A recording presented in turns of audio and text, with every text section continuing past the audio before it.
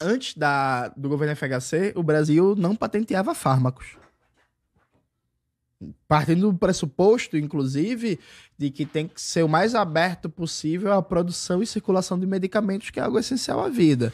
O governo FHC, que adota a legislação de patentes por ordem da Organização Mundial do Comércio, só que o Brasil tinha um período de adaptação. O Brasil tinha 8 anos, se não me falha a memória, para adotar uma nova legislação de patentes, o Acordo TRIPS, que é restritiva, prejudicial aos países dependentes, subdesenvolvidos. O governo FHC se adiantou, aprovou a legislação antes e colocou tudo que você imaginar que é patenteável, tirou qualquer tipo de proteção à indústria nacional, o mercado nacional, em que, na prática, hoje, vamos imaginar, tu é um grande empresário do ramo farmacêutico. Tá. Aí tu vai pra Chapada dos Veadeiros.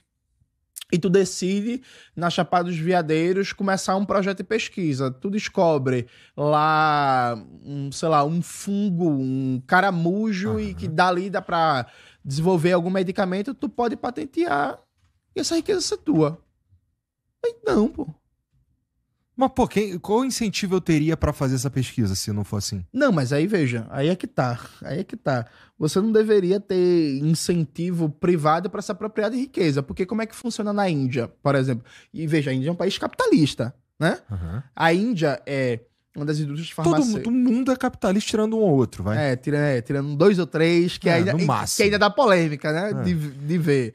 Mas assim, a Índia é um país capitalista, ela é chamada de a farmácia do terceiro mundo, né? Porque ela tem uma das indústrias farmacêuticas mais potentes do mundo.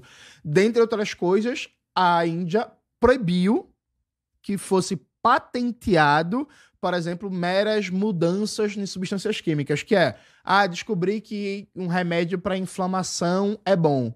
E aí eu faço uma versão do mesmo remédio, só que pra garganta via spray. Aí os caras vai e jogam outra patente por cima. E aí na Índia, por exemplo, os caras proibiram isso.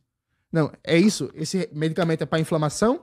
Beleza, então dá pra fazer pomada, dá pra fazer spray, dá pra fazer comprimido, dá pra fazer tudo e não vai ser patenteável. Assim a Índia conseguiu desenvolver uma indústria farmacêutica nacional que hoje é uma das mais poderosas do mundo. Porque o Estado indiano investe nesse tipo de coisa. E porque eles têm uma lei de patentes que protege. Eles têm uma lei de patente, eles têm uma lei de patente que não incentiva sei lá, empresas privadas façam esse tipo de pesquisa. Não, eles não... A lei de patentes... Qual é a grande ideia, Igor? É impedir... Porque, veja, qual é a lógica do monopólio capitalista? É impedir a inovação. Essa ideia que monopólio incentiva a inovação, isso é mentira. Não é. Monopólio, não. Não, mas o capitalismo é feito à base de monopólio. Não existe livre mercado em canto nenhum da Terra. Isso é mito. Livre mercado é igual o Neymar hipotético. Só existe na cabeça das pessoas. Isso não existe. O mundo capitalista é controlado por grandes empresas que estão no mundo inteiro, né? A British Petroleum, que controla o campo de bumerangue aqui no Brasil, que a gente citou, ela está em mais 70 países. Essa é a tendência capitalista global. Mas existem várias outras empresas que lidam com petróleo também. Que são todas monopólios. Mas, então eu não estou sabendo o conceito de monopólio. Para mim, vamos lá. Existe o mercado do petróleo. E se a gente tivesse uma empresa que lidasse com todo esse mercado de petróleo, eu chamaria isso de monopólio. Mas a gente tem algumas. Aí tu chama de oligopólio e dá no mesmo. São grandes empresas com alcance global que controlam aquele ramo da economia. E o capitalismo é isso. E aí, veja, a partir do momento... Banco, por exemplo, aqui no Brasil. 5 bancos controlam 80% do mercado bancário do Brasil. Itaú, Bradesco, Santander, Banco do Brasil e por aí vai, controlam 80% do mercado bancário. É isto. São tudo monopólios que se articulam e tal. A partir do momento que uma empresa ela descobre, por exemplo, que é possível fazer um remédio eficiente para calvície, ela vai... a partir da lei de patentes que protege esse monopólio, ela não vai querer que mais ninguém pesquise em cima daquilo ali. Sim. Ela não vai querer que laboratórios, universidades, outras empresas pesquisem para...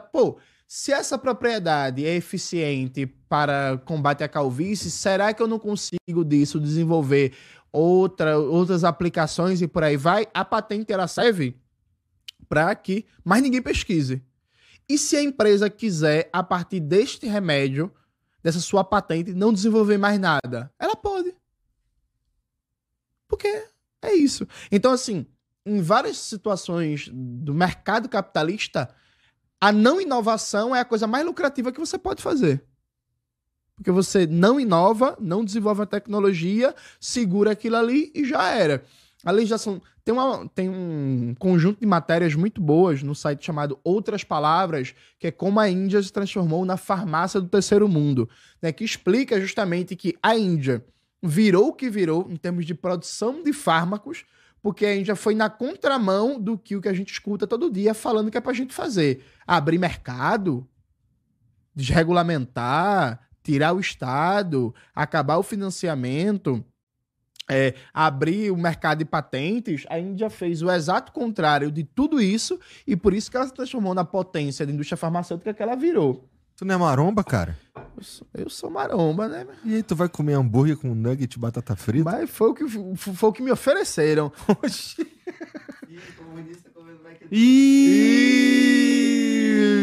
Tu tem um iPhone? Ah, não, cara. Ah, não. Comunista de iPhone é sacanagem, mané. Tá, entendi mais ou menos o que você quer dizer com isso. Mas então você está dizendo que... Vê se isso aqui é um salto lógico muito grande. Você está dizendo que a gente não deveria proteger propriedade intelectual. Não. Não deveria. Não. Tá bom. É mais ou menos o que os anarcocapitalistas falam também, não é? Não. Não? Eu nunca vi nenhum capitalista falando sobre isso, eles só falam besteira. Tá. E aí, então, a gente precisa do Estado investindo para valer nisso, porque senão, porque do jeito que, se a gente for pensar que não vamos abolir, de certa forma, a remuneração por propriedade intelectual, então eu não tenho mais nenhum incentivo para fazer esse tipo de coisa como uma empresa privada. E aí, para que a gente haja esse tipo de que a gente consiga essas tá tarde, eu tô ficando burro. Essas inovações tecnológicas por meio de pesquisa e descoberta de novos remédios, por exemplo, a gente é precisar de um investimento pesado do Estado. Beleza. Para fazer esse investimento pesado, a gente precisa de grana. Não, então, mas não é um problema de grana. Veja, não existe inovação sem Estado. O ente privado, e aí na mais diversa institucionalidade, seja China, seja Estados Unidos, seja Coreia do Sul, seja a França, o ente privado, ele não consegue sustentar uma pesquisa de base que às vezes leva décadas para, a partir daí, desenvolver uma mercadoria rentável. Então, pense, por exemplo, nesse celular. Isso aqui começou, na prática, nos anos 40. O setor militar dos Estados Unidos. A rede mundial de computadores, a internet, o que vai depois dar origem ao computador ou celular, remonta a um projeto de comunicação do meio militar. Coca? Não tomo coca, não. Tá. Água suja do imperialismo. E aí, remonta aos anos 40, da Segunda Guerra Mundial. Investimento pesado do Estado. Pesquisa de base. Para essa pesquisa de base gerar acúmulo e informação, só depois daí é que o privado consegue fazer as inovações aplicadas, mas tem essa pesquisa de base. Tem uma economista, a Mariana Mazzucato, que é famosa por isso, tem um livro dela que é bem conhecido no Brasil, que é o Estado Empreendedor, que ela mostra que só existe o iPhone porque o Estado estadunidense passou décadas gastando bilhões a pretexto de encomenda aeroespacial e militar e sustentou as inovações tecnológicas que deram origem ao iPhone, ao computador e por aí vai.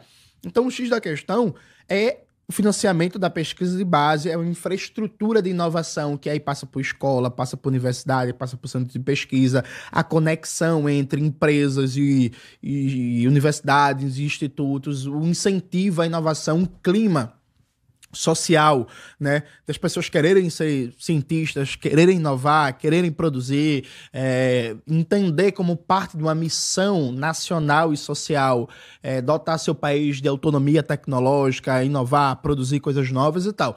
Então, veja, O privado, inclusive, ele é o menos útil, dado que na história do capitalismo, nem é do socialismo, na história do capitalismo, o que é que o mercado privado faz? Ele dá uma aplicação de design bonitinha à invenção que está pronta. Então, qual é a grande contribuição do iPhone, aliás, como é o nome da marca? Apple. Da Apple. Qual é a grande contribuição do Apple? É pensar como comercializar uma tecnologia que estava pronta. A Apple não desenvolveu nada.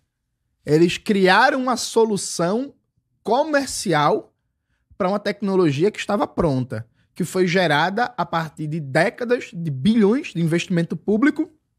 Aí você tem o investimento público, o gasto público, só que a riqueza é apropriada privadamente.